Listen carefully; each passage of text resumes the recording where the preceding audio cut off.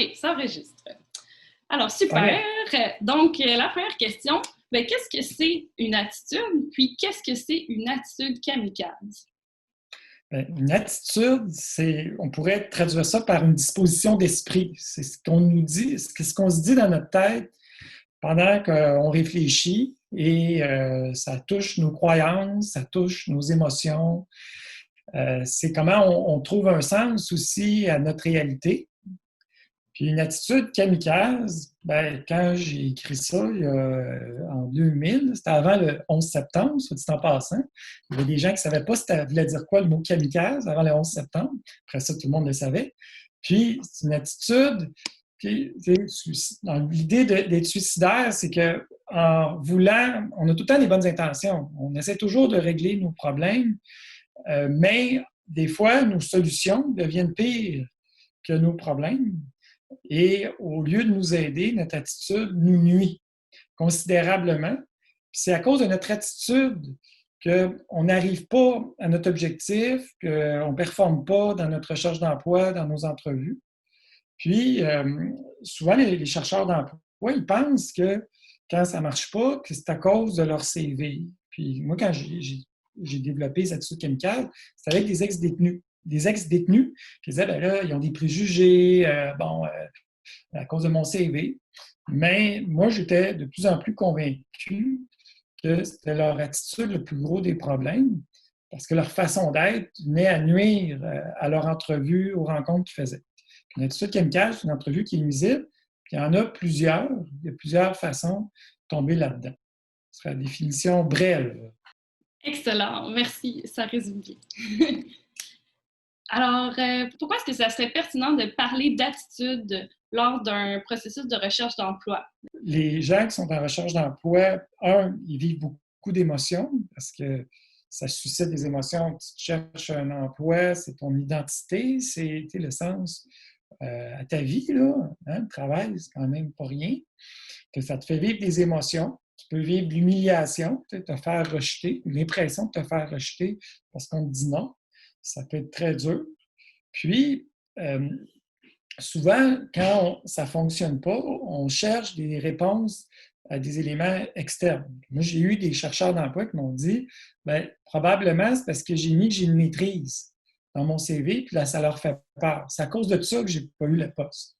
Puis, des fois, je ne trouve pas ça logique, puis je me dis, avant d'enlever ta maîtrise de ton CV, puis de commencer à faire toutes sortes de manigances avec ton CV ou même de changer d'orientation, de dire je vais aller dans un autre domaine, ça ne marche pas, je trouve ça dommage parce que je pense que très souvent, c'est notre attitude qui joue. Et on pense que ce qu'on se dit dans notre tête, ça ne paraît pas, que les gens ne le voient pas, mais en réalité, ça transparaît. Parce qu'on laisse des signaux, on va froncer les sourcils, on va répondre d'une certaine manière.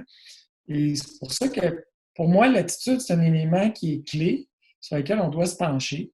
Puis, c'est complexe parce que des fois, on n'est pas conscient de ce qu'on dégage, de ce qu'on pense, parce qu'on pense que notre perception de la réalité, c'est la réalité. On ne voit pas la différence entre les deux. C'est pour ça que je pense que c'est essentiel que quand on parle de recherche d'emploi, on consacre une partie du travail à parler des attitudes. Merci. Maintenant, est-ce que tout le monde a des attitudes kamikazes? Je dirais qu'on est tous susceptibles de tomber dans des pièges. Je ne dis pas qu'on est tout le temps dans une attitude kamikaze. C'est sûr qu'il y a un degré qui va différer d'une personne à l'autre. Il y a des gens qui se voient moins. En fait, c'est l'introspection. C'est ça que ça parle, l'intelligence émotionnelle. C'est une manière illustrée de le dire, spécifique à la recherche d'emploi, mais ça revient à ça.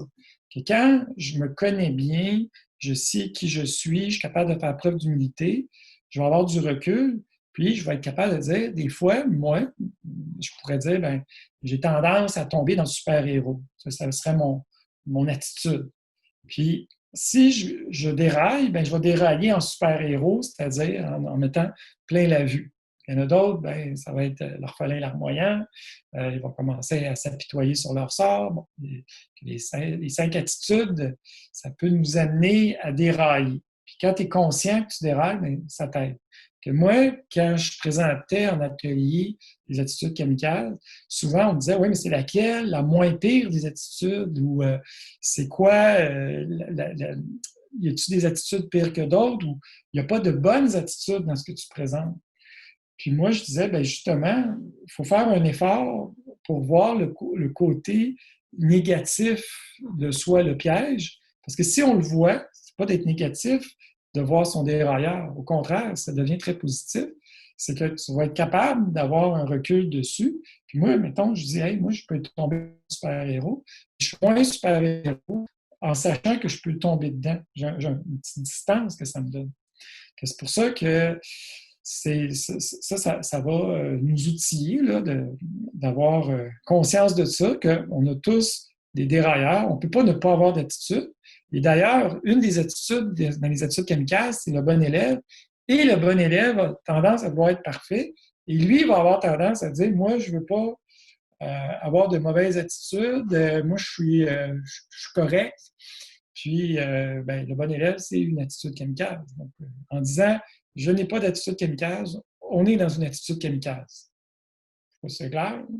On voit l'image? Oui, excellent. Puis justement, dans les vidéos qu'on a présentées, ben c'est des caricatures, des fois, ça peut paraître très exagéré. Fait que les attitudes, j'imagine, peuvent se présenter sous une forme qui est plus subtile, qui est plus nuancée. Tout à fait. Puis, mais même les caricatures, ce que vous avez fait dans vos vidéos, c'est des comportements qu'on pourrait réellement voir en entrevue, parce que moi, je fais des processus d'évaluation potentielle et j'ai toutes sortes de réactions. Puis, on parle des postes, des fois, pour des postes de direction. Que c'est pas parce que, ben, des postes de direction, eux autres, sont rendus ailleurs. Non, non. Que même ça, on va les voir. Puis, il y a des formes plus subtiles. Puis moi, mon travail, justement, quand je fais des processus de sélection, quand je travaille je travaille aussi pour les employeurs, hein, c'est ça qu'il faut comprendre, bien, je suis capable de détecter, OK, quand il dit ça, moi, ça me donne l'impression que, tu sais, et ça, bien, et je trouve les candidats qui s'en tirent le mieux, c'est les candidats qui essaient de ne pas jouer de jeu, qui sont eux-mêmes, qui osent être authentiques. Des fois, c'est sûr qu'on peut penser que ça peut nuire d'essayer d'être authentique, mais quand on est nous-mêmes, souvent, bien, on n'a pas essayé de se cacher, de jouer un jeu avec le recruteur, la personne qui nous évalue. Là. Puis là, ben, souvent, ça donne des bons résultats. Alors, qu'est-ce qu'on peut faire une fois qu'on a identifié nos attitudes kamikazes? Bien, je dirais que déjà l'avoir identifié, c'est une étape importante parce que si on le voit, on va y faire attention nécessairement, ça nous amène ailleurs. Puis, au-delà de tout ça, il y a un travail qu'on peut faire sur soi, de connaissance de soi, d'introspection. C'est comme une porte d'entrée. Puis, on peut se parler dans notre tête pour se réaligner. Là, dire, c'est quoi la phrase qui m'amène à avoir la bonne disposition d'esprit? Puis, ces phrases-là, il y a des phrases clés qui nous aident. Moi, j'ai les miennes. Ça ne veut pas dire que les miennes vont fonctionner pour quelqu'un d'autre. Mais je pourrais donner un exemple concret. Je vais donner un exemple. J'ai eu à donner une conférence il y a peut-être 2 ans sur un sujet qui était nouveau pour moi. C'était quand même un contexte qui était énervant parce que le sujet était nouveau, mais ça avait quand même de l'impact là, pour moi, là, pour ma carrière. Puis ça me rendait nerveux. Que je pourrais avoir un problème d'attitude comme un candidat qui s'en va à une entrevue, il se dit hey, c'est un poste que j'aime vraiment. Puis, quand je suis nerveux, bien, je vais me dire, est-ce que je suis bon? Est-ce que je suis correct? Bon, mettons que j'aurais été dans le bon élève cette fois-là, en me disant, j'essaie de faire tout correctement. Mais quand j'essaie de faire tout correctement, je ne suis pas concentré tant que ça sur ce qui se passe dans le moment présent. Que finalement, ma nervosité, elle ne m'aide pas tant que ça à bien performer. Et ça, c'est ce que je viens de décrire. Je pense qu'il y a bien du monde qui pourrait se reconnaître là-dedans dans d'autres situations. C'est pas obligé que ce soit une conférence, ça peut être une entrevue d'embauche. Puis je me rappelle de m'être dit, je vais faire des exercices pour avoir la bonne disposition d'esprit. Que déjà, j'avais fait un exercice de méditation juste avant, peut-être un 10 minutes, un 15 minutes, simplement pour faire le vide, avoir de l'espace mental pour être bien concentré. Puis j'avais des phrases que je m'étais dit. Je me disais, Mathieu, en fait, tu as des gens qui vont t'entendre, qui ont besoin d'entendre ce que tu as à leur dire. C'est eux qui ont besoin. C'est plus important que tu leur rendes service, que tu sois utile par les informations que tu leur transmets, que tu essaies d'être bon, puis tu essaies de faire bien tes affaires. Puis, en plus, toi, tu aimes ça, communiquer, je me parle à moi-même, bien, tu as une occasion d'apprendre. Puis, peu importe ce qui va se passer, tu vas apprendre de tout ça, que tu essaies de faire de ton mieux. Puis, en fait, c'est une occasion d'apprentissage pour développer les compétences que toi, tu as envie de développer dans ta carrière. Tu n'es pas un martyr là, qui s'en va à l'abattoir. Là. C'est une activité qui est profitable. Que là, quand je me dis ces phrases-là, puis je peux me dire aussi, Mathieu, c'est courageux. Puis toi, tu aimes ça, les gens courageux, puis toi, tu montres du courage face à une épreuve. Toutes ces phrases-là faisaient en sorte que je me mettais dans un bon état d'esprit. Puis quand j'ai fait ma conférence, ben j'étais beaucoup plus dans un état qui était propice à la performance que je voulais avoir que mon état naturel du début qui était « Oh mon Dieu, je suis nerveux ». C'est un exemple, j'ai essayé d'être le plus concret possible pour dire qu'un candidat pourrait faire la même chose, de se dire « Je m'en vais rencontrer des employeurs, ils ont besoin, eux, tu sais, ils veulent combler un poste, plutôt que si je rate mon coup, ça va être l'humiliation, ça va être non grave. Puis je vais essayer de leur donner la meilleure information possible qu'ils ont besoin. Puis je vais essayer de comprendre c'est quoi leur réalité. Puis là, ben, tu es plus à l'écoute dans ce temps-là. Je pense que de comprendre ça, ça va aider. Puis, dépendant des attitudes, de se rendre compte aussi, tu sais, dans le fond, c'est pas nous. Tu sais, souvent, on essaie d'être quelqu'un d'autre pour être intéressant. Puis les 5 attitudes kamikazes, c'est 5 façons d'être quelqu'un d'autre pour essayer d'être intéressant. Puis on pense qu'on va être plus intéressant à jouer un rôle qu'en étant nous-mêmes. Je dirais que c'est pas mal la morale de ce livre-là et de vos vidéos. Fait que dans le fond, c'est les attitudes kamikazes nous permettent d'avoir un questionnement sur nous-mêmes qui peut nous aider à après avoir un impact sur notre discours interne. Exactement. Puis, tu sais, pour compléter le livre, moi, je l'ai fait sans prétention.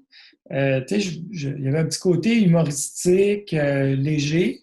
En fait, le sujet n'est pas du tout léger, mais le fait de le faire avec des bandes dessinées, tu sais, je travaillais avec une clientèle tu sais, qui n'avait pas nécessairement envie de s'ouvrir sur puis de faire une thérapie en groupe. De le faire avec l'angle de l'humour, puis tu sais, ça fait sourire. Puis en même temps, ben, ça te dit, regarde, on ne se prend pas trop au sérieux. Puis on fait des choses sérieuses, mais en même temps, sans trop se prendre au sérieux. C'est un peu ça le message. Mais c'est sûr que les attitudes kamikazes, on peut faire des liens avec les troubles de personnalité, on peut faire des liens avec bien des affaires qui sont peut-être plus dramatiques, tragiques. Là, on parle de DSM, là, puis des trucs comme ça. Là, on est dans quelque chose qui est peut-être un peu moins menaçant parce que ça reste des caricatures. Ouais. C'est une invitation à être authentique. Ah, ben ça, c'est clair là-dessus. Là. Pour moi, c'est mon message clé dans pas mal tout ce que je fais. Ça passe bien.